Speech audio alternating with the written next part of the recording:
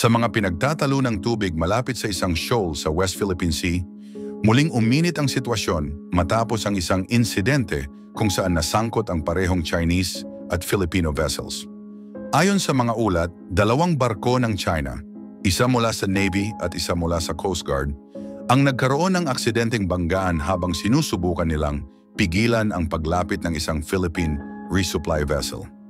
Sa video na inilabas ng Philippine Coast Guard, makikita ang isang Chinese Navy ship na tumawid sa harap ng Chinese Coast Guard vessel.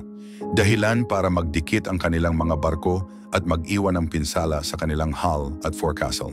Sinabi ng Philippine military na dalawang opisyal ng Coast Guard ang nasa isang barko at naging saksi sa pangyayari.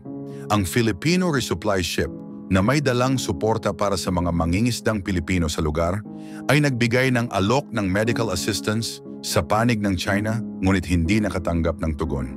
Iginiit ng Armed Forces of the Philippines na ang kanilang misyon ay humanitarian lamang at layong tulungan ang mga mangingisda na umaasa sa katubigan para sa kanilang kabuhayan. Si General Romeo Bronner Jr., Chief of Staff ng Armed Forces of the Philippines, ay nagsabi na malinaw sa video ang naging aksyon ng Chinese Navy ship na siya mismong bumangga sa sariling Coast Guard vessel. Tinawag niyang hindi ligtas ang ginawa ng panig ng China at idiniin na walang pananagutan ng Pilipinas sa mismong banggaan dahil ang kanilang resupply vessel ay umiiwas lamang sa harang. Ngunit iba ang pananaw ng China. Sa pahayag ng Chinese Ministry of Defense, sinabi nila na ang mga Filipino ships ay gumawa ng dangerous maneuvers na nagbanta sa kaligtasan ng kanilang Navy at Coast Guard. Iginiit din ng Beijing na ang kanilang aksyon ay tugon lamang sa anilay pagpasok ng Pilipinas sa lugar na itinuturing nilang bahagi ng kanilang pamamahala. Nagbigay pa ng babala ang China na gagawa sila ng kaukulang aksyon upang protektahan ang kanilang mga barko at mapanatili ang kanilang presensya. Pero yun nga lang dahil ayon sa mga eksperto ngayon hindi ibinabalita ng China na merong dalawang Coast Guard nila ang sumakabilang buhay dahil sa pangyayaring yan. Para naman sa panig ng Pilipinas, ang insidente ay bahagi ng kanilang Transparency Initiative, isang estratehiya kung saan hayagang ibinabahagi sa publiko ang mga ganitong pangyayari sa dagat. Layunin nitong ipakita ang mga hamong kinakaharap ng mga mangingisdang Pilipino at makuha ang pangunawa ng international community. Sa pamamagitan ng pagpapakita ng mga video at ulat, nais ng gobyerno ng Pilipinas na malinaw na makita ang mga panganib na dulot ng patuloy na panggigipit sa kanilang mga barko. Sa mga oras na naganap ang banggaan, ang mga Filipino resupply ship ay nagsasagawa ng misyon para maghatid ng pagkain at iba pang pangangailangan sa mga lokal na mangingisda. Sa tangkang pagharang ng Chinese Navy at Coast Guard, nauwi ito sa hindi sinasadyang banggaan ng dalawang barko ng China. Sinabi ng panig ng Pilipinas na kanilang dadalhin ang usapin sa mga pinuno ng bansa upang pag-aralan ang nararapat na aksyon at upang mapahusay ang mga susunod na hakbang para sa ligtas na pagbibigay suporta sa mga mangingisdang Pilipino. Sa kabilang banda, muling iginiit ng China na hindi sila aalis sa kanilang pwesto at patuloy na ipagtatanggol ang kanilang mga posisyon. Sa kabila ng magkabilang paninindigan, ipinapakita ng pangyayaring ito ang hindi matapos-tapos na issue sa West Philippine Sea kung saan ang mga karaniwang misyon ay maaring humantong sa biglaang sagupaan sa pagitan ng Chinese at Filipino vessels. Isang panibagong yugto ng masusing pagbusisi ang sinimulan sa Central Luzon matapos utusan ng Commission on Audit ang isang espesyal na fraud examination para sa mga flood control project sa Bulacan. Ang aksyon na ito ay kasunod ng sinabi ng Pangulo tungkol sa malaking pondo na inilaan para sa mga proyektong ito at ang kakaibang konsentrasyon ng kontrata na napunta lamang sa ilang piling kumpanya. Inutusan ng mga regional audit team na isumite ang lahat ng kaukulang dokumento, pag-aaral at ulat upang ma-review sa mas mataas na antas at handang tumulong sa mga investigador anumang oras.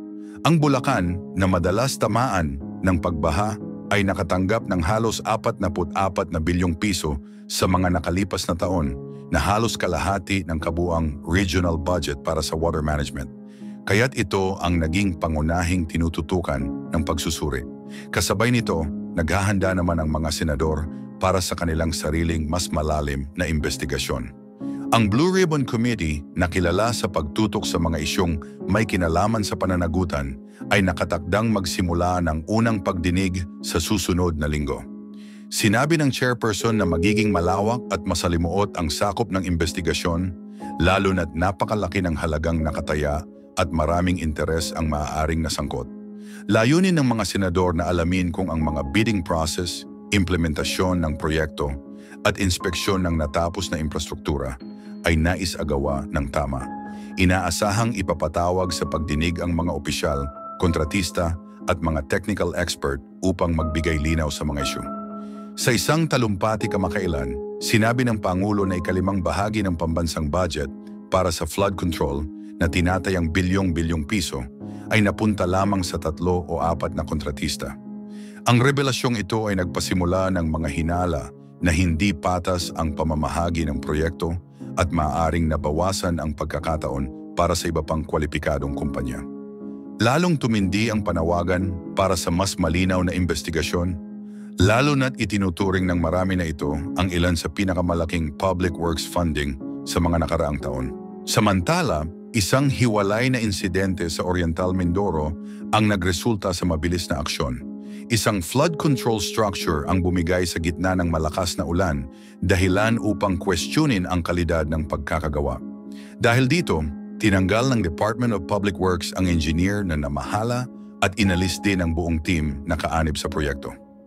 Ayon sa mga opisyal, bago pa man dumating ang matinding panahon, nagpapakita na ng kahinaan ang nasabing istruktura. Maraming residente ang nagpahayag ng pagkadismaya dahil ang proyektong dapat sana'y magpoprotekta sa kanila laban sa baha ay siya pang nagdagdag ng pangamba. Personal na sinuri ng gobernador ang mga lugar at hindi niya itinago ang pagkadismaya. Sinabi niya na ang pundasyon ng istruktura ay napakanipis na mas mahina pa kaysa karton. Ang obserbasyong ito ay nagdulot ng mas malalim na alinlangan sa mga mamamayan na umaasa na magiging matibay at maaasahan ang mga proyektong pinunduhan ng gobyerno. Para sa maraming pamilya sa mga lugar na laging binabaha, bawat panahon ng tag-ulan ay may dalang pangamba at ang pagkasira ng infrastrukturang inaasahan nila ay nagdulot ng mas malaking kawalan ng tiwala. Ang mga pangyayari sa Bulacan at Oriental Mindoro, bagamat magkaiba, ay nagpapakita ng isang malinaw na tema: ang pangangailangan ng pananagutan sa paggastos ng bilyong pisong pondo para sa public works. Para sa mga mamamayan, ang mga proyektong ito ay hindi lamang numero sa budget kundi mga lifeline na nakalaan upang protektahan ang kanilang mga tahanan, sakahan at kabuhayan.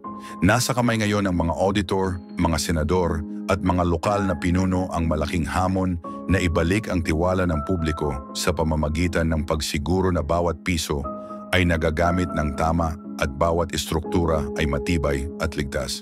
Sa mga oras na nagpapatuloy ang audit at ang investigasyon ng Senado, masusing nagmamasid ang mga komunidad sa iba't ibang panig ng bansa.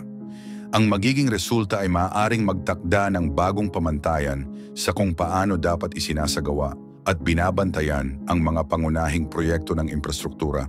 Ang nakataya ay hindi lamang wastong paggamit ng pondo, kundi pati na rin ang kumpiyansa ng mga mamamayan na ang mga proyektong pinupunduhan ng pamahalaan ay tunay na nagsisilbi sa kanilang kapakanan, nagbibigay proteksyon, nagpapagaan ng pasanin, at nagtataguyod ng tibay ng bayan para sa mga darating na taon.